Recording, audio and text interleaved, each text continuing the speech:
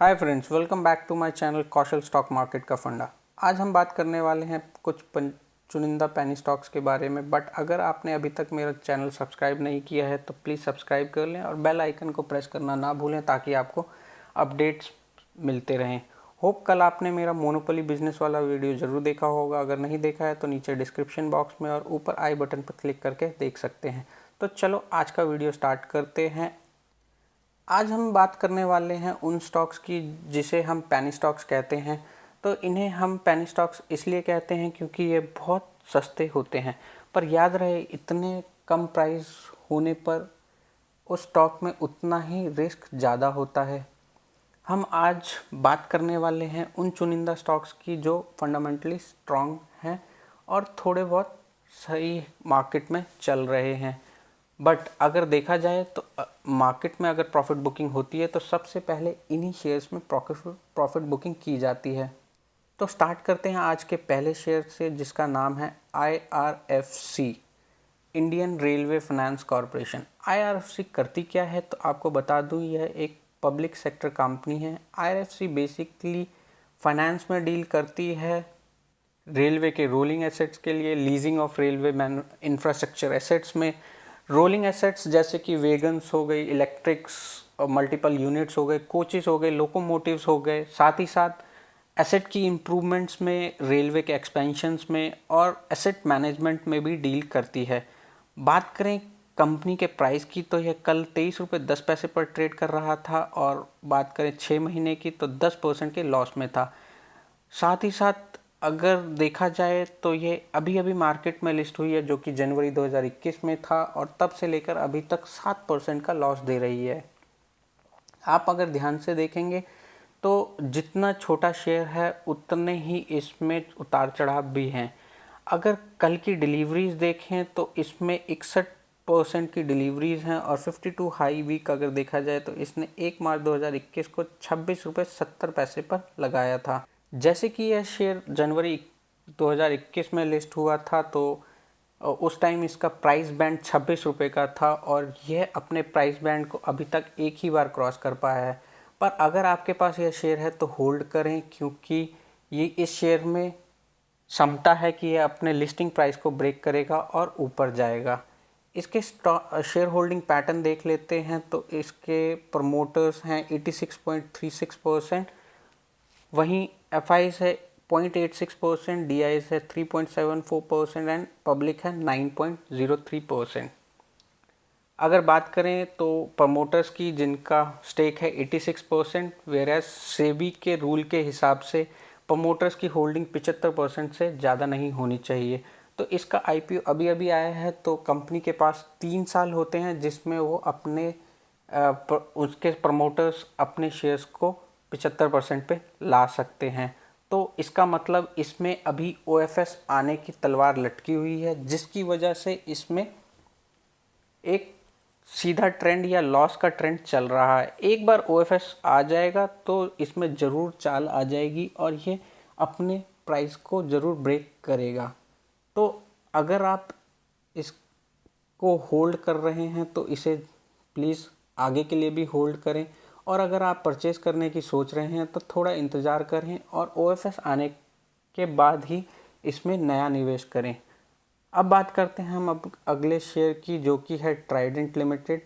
यह कंपनी 2008 में इनकॉर्पोरेट हुई थी और यह गारमेंट और टेक्सटाइल फैब्रिक मैन्युफैक्चर और सप्लाई का काम करती है।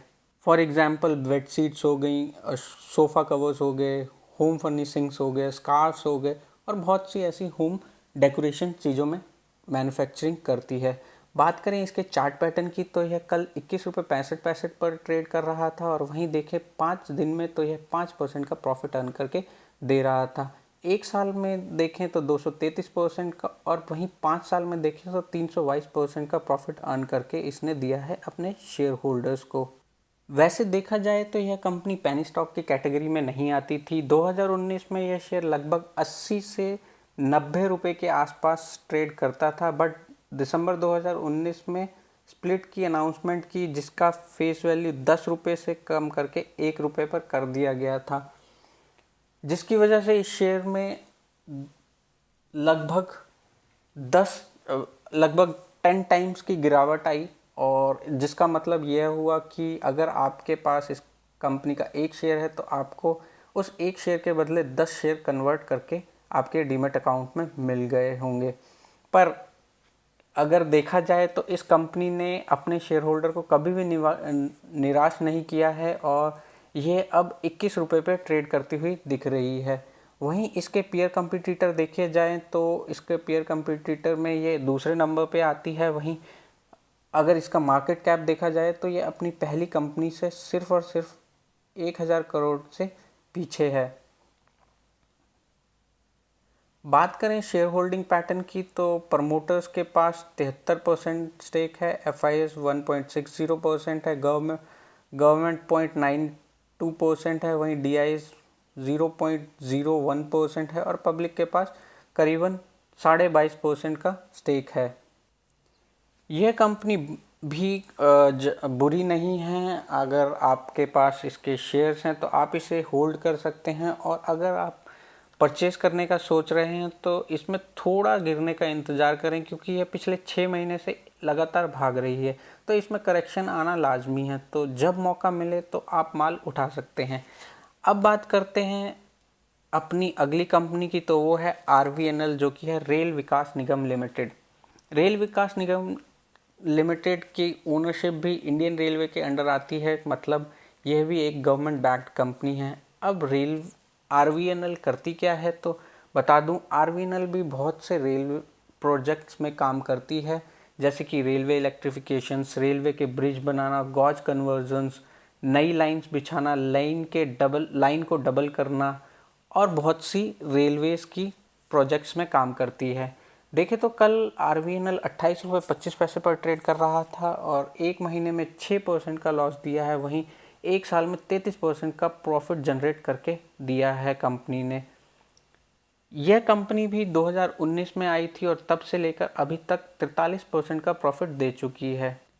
अगर देखें तो कोरोना टाइम में यह कंपनी 12 से 13 रुपये के आसपास आ गई थी, पर इसे जिसने उस टाइम होल्ड किया होगा आज वो 40% के प्रॉफिट पर बैठा है, और जिसने उस टाइम डर के इसको बेच दिया होगा वो आज फिर से इसे परचेज करने के बारे में सोच रहा होगा। तो मॉरल यही है कि अच्छे शेयर्स में अगर गिरावट आती है तो उससे डरना नहीं है और उसे होल्ड करके रखना है, क्योंकि वो लॉन्ग टर्म में आपको प्रॉफिट जनरेट करके ज़रूर देगा। बात करें इसके 52 वीक हाई की, तो इसने अपना 52 वीक हाई 11 जनवरी 2021 को 35.55 रुपये पर लगाया था। और बात करें कल की डिलीवरीज़ की, तो कल की इसमें डिलीवरीज 52.34% की हुई है। अब इसके शेयर होल्डिंग पैटर्न्स को देख लेते हैं, तो प्रमोटर का हिस्सा इसमें 78.20% है, वहीं FIS 0.25%, DIS 9.26% और पब्लिक 12.29% का स्टेक होल्ड करती है। जैसे कि आप देख सकते हो कि प्रमोटर्स की हिस्सेदारी 78.20% है, और सेबी के रूल के हिसाब से प्रमोटर्स की हिस्सेदारी 75% ही हो सकती है। तो इसने भी अपना स्टेक कम किया था मार्च में, जो कि 87 से 78% हुआ, बट इन्होंने अभी भी 3% का स्टेक सेल करना बाकी है, जिसका OFS अभी आना बाकी है। तो इसका मतलब इसके ऊपर भी OFS की तलवार लटक रही है। तो मैं तो यही कहूँगा, अगर आपके पास यह शेयर है तो आप इसे होल्ड करें, और अगर आप इसमें नया निवेश करने की सोच रहे हैं तो अगेन वही OFS आने का वेट करें, और OFS के आने के बाद ही इसमें कोई नई खरीदारी करें। तो अभी हमने जो 3 कंपनीज देखी, उन कंपनीज में हमें डिविडेंड भी मिलता है। तो एक तो छोटी companies as an penny stocks हैं, और ऊपर से ये डिविडेंड भी देते हैं, तो ये तो वही हो गया सोने पे सुहागा। वैसे देखा जाए तो और भी कुछ पेनी स्टॉक्स कंपनीज हैं, जैसे कि एरकॉन इंटरनेशनल लिमिटेड। ये company again government back company है और रेलवे के लिए ही काम करती है। साथ ही साथ ऊर्जा ग्लोबल है, जो कि इलेक्ट्रिक व्हीकल्स के चलते बाज़ार में बहुत चर्चित में रही पिछले कुछ महीनों में। आप इन कंपनीज में ट्रेड कर सकते हो, बट मैं फिर से यही एक चीज़ बोलता हूँ कि आप प्लीज़ थोड़ा थोड़ा करके मार्केट में निवेश करें, क्योंकि अभी मार्केट में ऑल टाइम हाई पर है। इसमें थोड़ा बहुत करेक्शन आना बाकी है, तो मैं यही कहूँगा कि थोड़ा थोड़ा करके इन्वेस्ट करें। वहीं इन्वेस्टमेंट करने से पहले अपने कंसल्टेंट से एक बार अवश्य कंसल्ट करें। आशा करता हूँ आपको मेरा यह वीडियो पसंद आया होगा। So please subscribe, like and share this video. Thank you very much for watching this एंड फिर मिलेंगे नेक्स्ट वीडियो में। Till then stay safe, stay healthy. Jai Hind.